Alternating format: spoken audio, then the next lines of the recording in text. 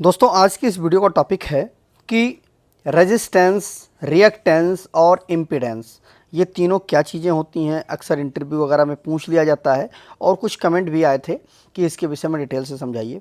तो अगर आप पूरी वीडियो को यदि ध्यानपूर्वक देख लेते हैं तो रेजिस्टेंस, रिएक्टेंस और इम्पीडेंस को अच्छे से आप समझ जाएंगे और कभी भी इस टॉपिक से संबंधित आपके मन में कोई भी कन्फ्यूजन नहीं रहेगी।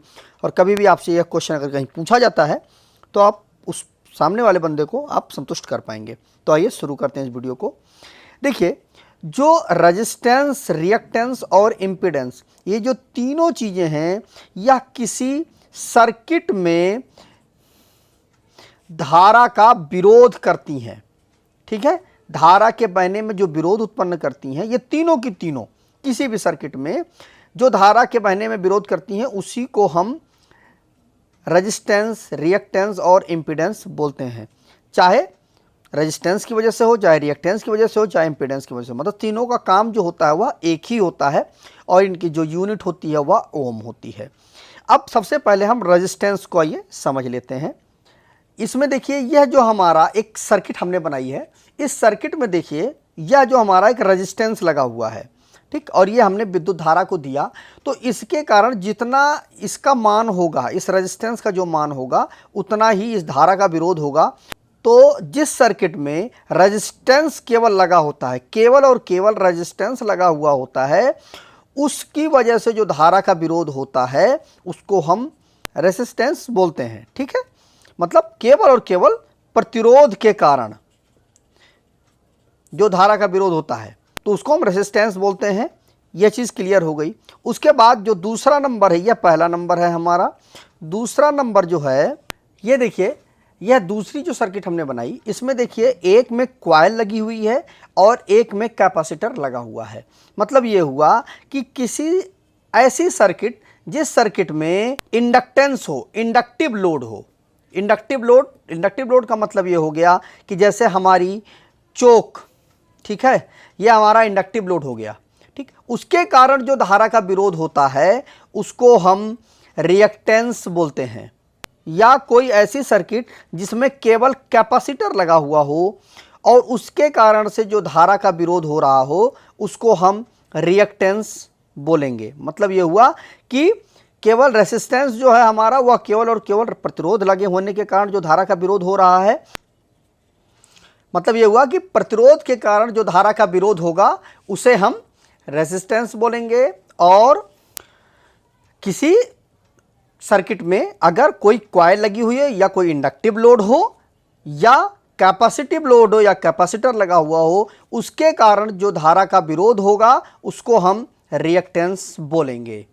इसमें जो फॉर्मूला होता है वह होता है, अगर इसमें इंडक्टिव कॉइल लगी हुई है तो होता है XL 2πfL। ठीक है, जिसमें से यह जो हमारा 2π होता है यह फिक्स होता है, f जो हमारी होती है फ्रीक्वेंसी होती है और L जो होता है हमारा वो इस इंडक्टर का मान होता है। जिसमें से जो हमारी फ्रीक्वेंसी है यह रिएक्टेंस के प्रोपोर्शनल होती है।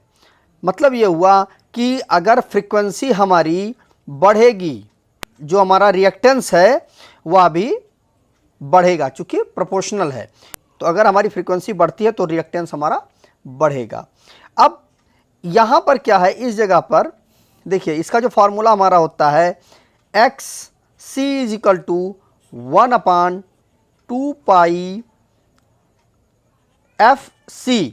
इसमें देखिए एक के बटे आ जाता है। इसमें क्या है, देखिए 2π हमारा फिक्स होता है, F फ्रीक्वेंसी और C जो हमारा इस कैपेसिटर का जो मान होगा। तो इसमें क्या होता है कि चूंकि इन्वर्सली प्रोपोर्शनल है ना, तो अगर हमारा जो फ्रीक्वेंसी है वह बढ़ेगा तो जो हमारा रिएक्टेंस है वह कम हो जाएगा, और अगर हमारी फ्रीक्वेंसी कम होगी तो हमारा जो रिएक्टेंस है वह बढ़ जाएगा। ठीक है, चूंकि इन्वर्सली प्रोपोर्शनल है, 1/, हो गया ना, इसलिए इसका ये बढ़ेगा तो ये घटेगा और ये घटेगा तो ये बढ़ेगा। ठीक है, और इसमें हमारा अगर फ्रीक्वेंसी बढ़ती है तो हमारा रिएक्टेंस बढ़ जाएगा। तो ये चीज़ क्लियर हो गई आपकी कि अगर किसी भी सर्किट में केवल एक कॉइल लगी हुई है तो उसको हम रिएक्टेंस बोलेंगे, और अगर उसमें कैपेसिटर लगा हुआ है तो वो भी एक रिएक्टेंस होगा। मतलब उसकी जो वैल्यू होगी वह रिएक्टेंस, मतलब उतना कैपेसिटर की वजह से जो धारा का बहने के जो विरोध हो रहा है वह हमारा रिएक्टेंस होगा, और इसमें कॉइल की वजह से जो इसके रेजिस्टेंस के कारण से जो धारा के मार्ग में विरोध उत्पन्न हो रहा है उसको भी हम रिएक्टेंस बोलेंगे।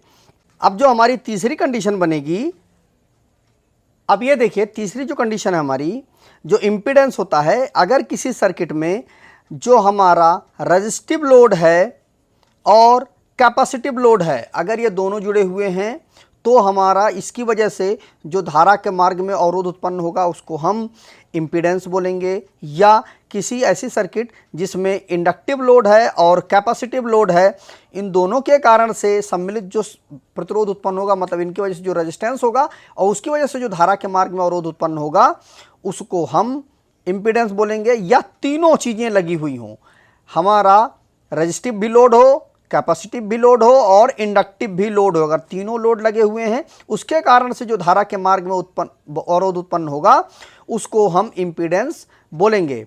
तो ये चीज़ मुझे लगता है क्लियर हो गई होगी आपकी कि जिसमें केवल और केवल प्रतिरोध लगा हुआ हो वह हमारा रेजिस्टेंस है, और जिसमें जो हमारा कॉइल हो और कैपेसिटर लगा हुआ हो, अलग अलग हो, तो उसको हम रिएक्टेंस बोलेंगे। और जिस सर्किट में कोई दो लोड लगे हुए हों एक साथ, इसमें क्या है अलग अलग हों और इसमें क्या है एक साथ लगे हों, मतलब रेजिस्टिव लोड हो और कैपेसिटिव लोड हो, या इंडक्टिव लोड हो कैपेसिटिव लोड हो, या रेजिस्टिव कैपेसिटिव और इंडक्टिव तीनों लोड लगे हों एक साथ, तो उसको हम इम्पीडेंस बोलते हैं।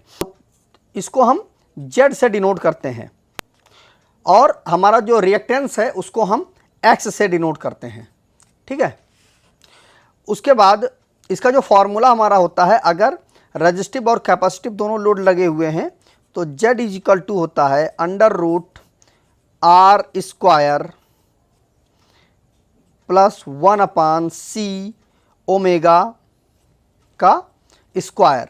और अगर ये तीनों लोड लगे हुए हैं तो Z इज इक्वल टू होता है R² plus L omega minus 1/C omega का स्क्वायर। ये हमारा फार्मूला होता है। तो मुझे उम्मीद है कि आपको समझ में आ गया होगा कि रेजिस्टेंस क्या होता है, रिएक्टेंस क्या होता है और इम्पीडेंस क्या होता है। ये तीनों चीज़ें धारा के मार्ग में अवरोध ही उत्पन्न करती हैं, और इन तीनों का जो मान होता है वह ओम में ही आता है। बस अंतर ये होता है कि जिसमें केवल और केवल रेजिस्टेंस लगा हुआ हो उसको रेजिस्टेंस बोलते हैं, जिसमें कॉइल हो या कैपेसिटर लगा हुआ हो उसको हम रिएक्टेंस बोलेंगे, उसके कारण से जो प्रतिरोध उत्पन्न होगा। और जिसमें कॉइल और कैपेसिटर लगा हुआ हो, या प्रतिरोध या कैपेसिटर लगा हुआ हो, या कॉइल प्रतिरोध और कैपेसिटर तीनों लगा हुआ हो, इसके कारण से जो धारा के मार्ग में अवरोध उत्पन्न होगा उसको हम इम्पीडेंस बोलेंगे। तो मुझे उम्मीद है दोस्तों कि आपकी यह चीज़ क्लियर हो गई होगी कि रेजिस्टेंस, इम्पीडेंस और रिएक्टेंस क्या होता है। तो अगर दोस्तों वीडियो अच्छा लगा हो तो वीडियो ज़्यादा से लाइक कर दीजिएगा, शेयर कर दीजिएगा अपने दोस्तों के साथ, और हो सके तो जाते जाते चैनल को सब्सक्राइब करके ऑल नोटिफिकेशन बेल आइकन को जरूर प्रेस कर दीजिएगा। तो मिलते हैं एक नए वीडियो के साथ। नमस्कार दोस्तों।